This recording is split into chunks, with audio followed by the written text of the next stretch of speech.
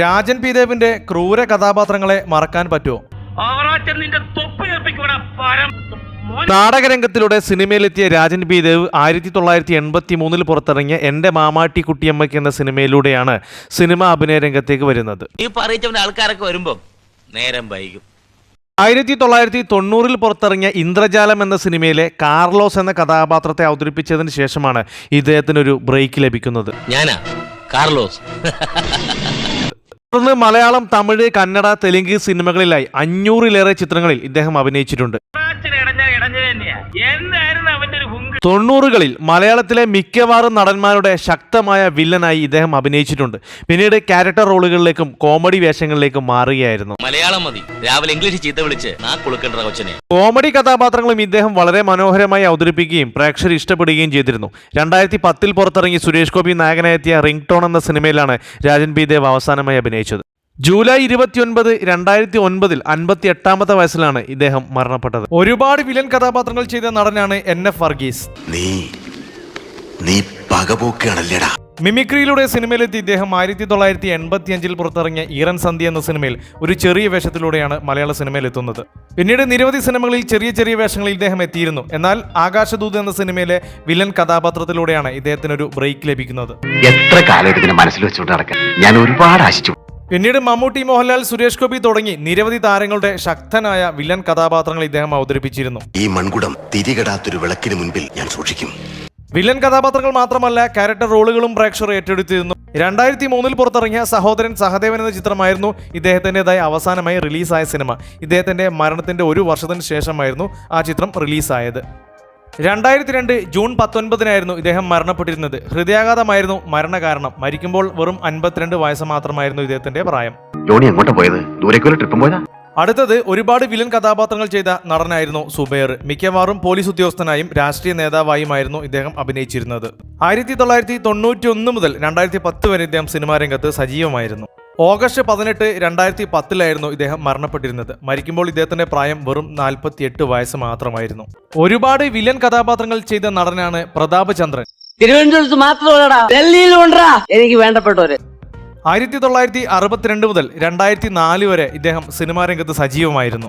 എന്റെ പോലില്ലേ ചെറുപ്പത്തിന്റെ ശാലം കുരുത്തക്കേടൊക്കെ ഉണ്ടെന്ന് വെച്ചു. ഡിസംബർ 14, 2004 63-ാമത്തെ വയസ്സിലായിരുന്നു ഇദ്ദേഹം മരണപ്പെട്ടിരുന്നത്. തുടക്കകാലങ്ങളിൽ ഒരുപാട് ക്രൂര വില്ലൻ കഥാപാത്രങ്ങളെ അവതരിപ്പിച്ച നടനാണ് ക്യാപ്റ്റൻ രാജു.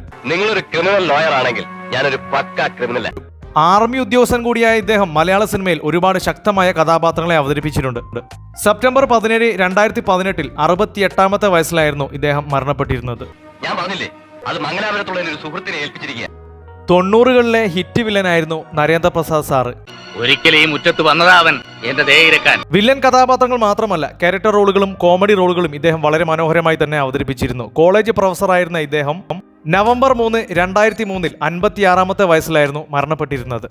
സ്ഥിരം വില്ലൻ കഥാപാത്രങ്ങളിലൂടെ നമുക്ക് ഒരുപാട് പരിചയമുള്ള നടനാണ് കുണ്ടറ ജോണി. 1979 മുതൽ ഇദ്ദേഹം സിനിമയിൽ സജീവമായിരുന്നു. ഒക്ടോബർ 17, 2023 ഇദ്ദേഹം മരണപ്പെടുന്നത്. മരിക്കുമ്പോൾ ഇദ്ദേഹത്തിന്റെ പ്രായം 71 വയസ്സായിരുന്നു. റിസവാവയാണ് നമ്മുടെ അടുത്ത വില്ലൻ.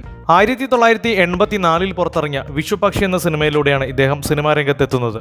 90കളിൽ ഒരുപാട് സിനിമകളിൽ ചെറിയ ചെറിയ കഥാപാത്രങ്ങളും വില്ലൻ വേഷങ്ങളിലും ഇദ്ദേഹം അഭിനയിച്ചിട്ടുണ്ട്. ഇൻ ഹരിഹർ നഗറിലെ ജോൺ ഹോനായി എന്ന കഥാപാത്രമാണ് ഇദ്ദേഹത്തിന് വലിയ ബ്രേക്ക് നൽകിയത്. 2021 സെപ്റ്റംബർ 13 ഇദ്ദേഹം വിടവാങ്ങിയത്. മരിക്കുമ്പോൾ ഇദ്ദേഹത്തിന്റെ പ്രായം 54 വയസ്സായിരുന്നു. മലയാളം, തമിഴ്, ഹിന്ദി സിനിമകളിൽ ഒരുപാട് വില്ലൻ കഥാപാത്രങ്ങൾ ചെയ്ത നടനായിരുന്നു ഗവിൻ പക്കാട്. ആയുഷ് കാലം, ആനവാൽ മോതിരം, സീസൺ തുടങ്ങിയ സിനിമകളിലെ ഇദ്ദേഹത്തിന്റെ കഥാപാത്രങ്ങളെ ഒരിക്കലും മറക്കാൻ സാധിക്കാത്തതാണ്. 2012 മെയ് 18 47-ാമത്തെ വയസ്സിലായിരുന്നു ഇദ്ദേഹം വിടവാങ്ങിയത്. അടുത്തത് മലയാളം, തമിഴ് ഭാഷകളിൽ വില്ലനായും നായകനായും തിളങ്ങിയ രഘുവരൻ എന്ന നടനാണ്. 200-ലേറെ സിനിമകൾ അഭിനയിച്ച ഇദ്ദേഹം മലയാളം, തമിഴ്, ഹിന്ദി, കന്നഡ, തെലുങ്ക് ഭാഷകളിലും ശ്രദ്ധേയമായ വേഷങ്ങൾ കൈകാര്യം ചെയ്തിട്ടുണ്ട്. 1982 മുതൽ ഇദ്ദേഹം സിനിമാ രംഗത്ത് വളരെ സജീവമായിരുന്നു. 2008 മാർച്ച് 19 49-ാമത്തെ വയസ്സിലായിരുന്നു ഇദ്ദേഹം വിടവാങ്ങിയത്. മോഹൻലാൽ നായകനായ താഴ്വാരം എന്ന സിനിമയിലൂടെ ശ്രദ്ധേയനായ വില്ലനായിരുന്നു സലീം ഗൗസ്. 2022 ഏപ്രിൽ 28 ഇദ്ദേഹം മരണപ്പെട്ടിരുന്നത്. മരിക്കുമ്പോൾ പ്രായം 70 വയസ്സായിരുന്നു. അടുത്തത് നമ്മുടെ അജിത് കൊല്ലം ചേട്ടനാണ്. 1984 മുതൽ ഇദ്ദേഹം മലയാള സിനിമയിലുണ്ട്. ഒരുപാട് സിനിമകളിൽ വില്ലൻ കഥാപാത്രമായി ഇദ്ദേഹം അഭിനയിച്ചിട്ടുണ്ട്. എന്നാൽ യഥാർത്ഥ ജീവിതത്തിൽ വളരെ സൗമ്യനായിരുന്നു കൊല്ലം അജിത്ത്. 2018 ഏപ്രിൽ 5-നായിരുന്നു ഇദ്ദേഹം മരണപ്പെട്ടിരുന്നത്. മരിക്കുമ്പോൾ പ്രായം 55 വയസ്സായിരുന്നു. വില്ലൻ കഥാപാത്രങ്ങളെ അവതരിപ്പിച്ച് വിടവാങ്ങിയ മറ്റൊരു നടനായിരുന്നു കാസാ ഖാൻ. വില്ലൻ കഥാപാത്രങ്ങളെയും ക്യാരക്ടർ റോളുകളെയും വളരെ മനോഹരമായി അവതരിപ്പിച്ച് വിടവാങ്ങിയ നടനായിരുന്നു അനിൽ മുരളി. 2020 ജൂലൈ 30-ന് 56-ാമത്തെ വയസ്സിലായിരുന്നു അനിൽ മുരളി വിടവാങ്ങിയത്. അടുത്തത് മോഹൻ രാജ്. കീരിക്കാടൻ ജോസ് എന്ന പേര് പറഞ്ഞാൽ പ്രേക്ഷകർക്ക് ഒരിക്കലും മറക്കാൻ സാധിക്കില്ല. ഇദ്ദേഹം സിനിമയിലേക്ക് എത്തുന്നത് 1988 പുറത്തിറങ്ങിയ 3-ാം മുറ എന്ന ചിത്രത്തിൽ ഒരു ഗുണ്ടയുടെ വേഷത്തിലാണ്. യഥാർത്ഥത്തിൽ മോഹൻ രാജ് ഇന്ത്യൻ ആർമിയിലെ ഉദ്യോഗസ്ഥനായിരുന്നു. 5 വർഷം ഇന്ത്യൻ ആർമിയിൽ ജോലി ചെയ്തതിനു ശേഷം പിന്നീട് കസ്റ്റംസിൽ ജോയിൻ ചെയ്തു. പിന്നീട് അസിസ്റ്റന്റ് എൻഫോഴ്സ്മെന്റ് ഓഫീസറായി ജോലി ചെയ്യുന്ന സമയത്താണ് ഇദ്ദേഹം സിനിമയിലേക്ക് വരുന്നത്. 1989 മോഹൻലാൽ നായകനായെത്തിയ കിരീടം എന്ന സൂപ്പർ ഹിറ്റ് സിനിമയിലെ വില്ലനായതോടുകൂടി ഇദ്ദേഹം മലയാള സിനിമയിൽ ശ്രദ്ധിക്കപ്പെടുന്ന താരമായി വളർന്നു. പിന്നീട് അതേ വർഷം തന്നെ പുറത്തിറങ്ങിയ അർത്ഥം നാഗപഞ്ചമി എന്ന ചിത്രത്തിലും അഭിനയിച്ചു. പിന്നീട് മലയാളത്തിലും തമിഴിലും തെലുങ്കിലുമായി 300-ലേറെ സിനിമകളിൽ ഇദ്ദേഹം അഭിനയിച്ചിട്ടുണ്ട്. 2 ജാപ്പനീസ് സിനിമകളിലും ഇദ്ദേഹം വേഷമിട്ടിരുന്നു. 2024 ഒക്ടോബർ 3-നാണ് മോഹൻരാജ് മരണപ്പെടുന്നത്. മരിക്കുമ്പോൾ ഇദ്ദേഹത്തിന്റെ പ്രായം 69 വയസ്സായിരുന്നു. 2024 പുറത്തിറങ്ങി മമ്മൂട്ടി നായകനെത്തിയ റോഷാക്ക് എന്ന സിനിമയിലാണ് മോഹൻരാജ് അവസാനമായി അഭിനയിച്ചത്. അടുത്തത് നടൻ വിജയ് രംഗരാജു. വിയറ്റ്നാം കോളനിയിലെ റാവുത്തർ എന്ന് പറഞ്ഞാൽ ഇദ്ദേഹത്തെ പ്രേക്ഷകർ ഓർത്തിരിക്കും. ഇദ്ദേഹത്തിന്റെ പേരിനേക്കാൾ കൂടുതൽ വിയറ്റ്നാം കോളനിയിൽ ഇദ്ദേഹം അവതരിപ്പിച്ച കഥാപാത്രത്തിലൂടെയാണ് നമ്മൾ മലയാളികൾ ഇദ്ദേഹത്തെ അറിയുന്നത്.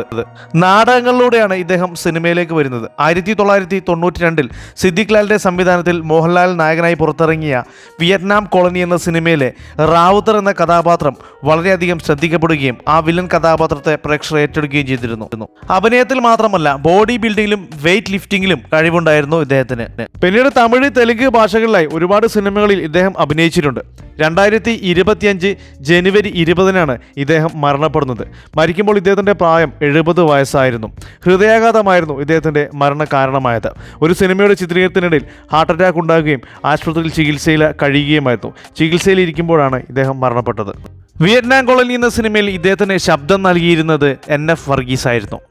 അടുത്ത വില്ലൻ ടൈഗർ പ്രഭാകർ. മമ്മൂട്ടി നായകനായെത്തി ജോഷിയുടെ സംവിധാനത്തിൽ 1993 പുറത്തിറങ്ങിയ ധ്രുവം എന്ന സിനിമയിലെ ഹൈദർ മരിക്കാർ എന്ന കൊടൂര വില്ലൻ കഥാപാത്രത്തെ അവതരിപ്പിച്ച നടനാണ് ടൈഗർ പ്രഭാകർ.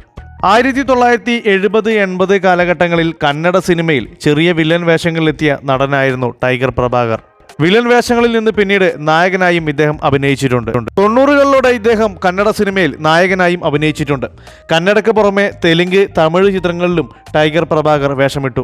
നടൻ മാത്രമായിരുന്നില്ല, കന്നഡയിൽ 10-ലേറെ സിനിമകളിൽ ഇദ്ദേഹം സംവിധാനവും ചെയ്തിട്ടുണ്ട്. 2 ഹിന്ദി സിനിമകളിലും അഭിനയിച്ച ടൈഗർ പ്രഭാകർ മലയാളത്തിൽ 93-ലെ ധ്രുവത്തിന് പുറമെ മാഫിയ, 97-ലെ റേഞ്ചർ എന്നീ സിനിമയിലും അഭിനയിച്ചു. 2001 മാർച്ച് 25-നാണ് ഇദ്ദേഹം മരണപ്പെടുന്നത്. ബാംഗ്ലൂരിൽ വെച്ചായിരുന്നു അന്ത്യം സംഭവിച്ചത്. മരിക്കുമ്പോൾ ഇദ്ദേഹത്തിന്റെ പ്രായം 52 വയസ്സായിരുന്നു.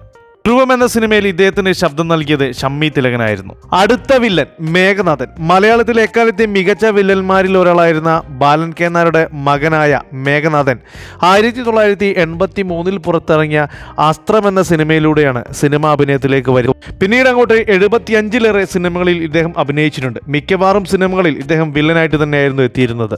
ഈ പുഴയും കടന്ന്, ഉല്ലാസ പൂങ്കാറ്റ്, ന്യൂസ് പേപ്പർ ബോയ്, ഒരു മറവത്തൂർ കനവ്, തച്ചിലേടത്തെ ചുണ്ടൻ, ചന്ദ്രനിരിക്കുന്ന ദിക്കിൽ, വാസന്തിയും ലക്ഷ്മിയും പിന്നെ ഞാനും തുടങ്ങിയ സിനിമകളിലെ ഇദ്ദേഹത്തിന്റെ പ്രകടനങ്ങൾ വളരെയധികം മികച്ചതായിരുന്നു. മലയാളത്തിന് പുറമെ തമിഴ് സിനിമയിലും ഇദ്ദേഹം അഭിനയിച്ചിട്ടുണ്ട്. 2024 നവംബർ 21-നാണ് ഇദ്ദേഹം മരണപ്പെട്ടത്. മരിക്കുമ്പോൾ ഇദ്ദേഹത്തിന്റെ പ്രായം 60 വയസ്സായിരുന്നു. കോഴിക്കോട് വെച്ചായിരുന്നു അന്ത്യം സംഭവിച്ചത്. 2024 പുറത്തിറങ്ങിയ സമാധാന പുസ്തകമാണ് ഇദ്ദേഹത്തിൻ്റെതായി അവസാനമായി റിലീസായ സിനിമ. 90 കാലഘട്ടങ്ങളിൽ 90s കിഡ്സിനൊക്കെ പേടിപ്പെടുത്തുന്ന വില്ലൻ കഥാപാത്രങ്ങൾ അവതരിപ്പിച്ച് ഈ ലോകത്തു നിന്നും വിട പറഞ്ഞു പോയ നടന്മാരെയാണ് ഈ ലിസ്റ്റിൽ ഉൾപ്പെടുത്തിയിരിക്കുന്നത്. ഈ നടന്മാരെ പുതിയ തലമുറക്ക് പരിചയപ്പെടുത്തുക എന്ന ഉദ്ദേശത്തോടെയാണ് വീഡിയോ ചെയ്യുന്നത്. വീഡിയോ ഇഷ്ടപ്പെടുകയാണെങ്കിൽ ചാനൽ സബ്സ്ക്രൈബ് ചെയ്ത് സപ്പോർട്ട് ചെയ്യാൻ മറക്കരുത്. മറ്റൊരു വീഡിയോയുമായി വീണ്ടും കാണാം. Thank you for watching only for cinema.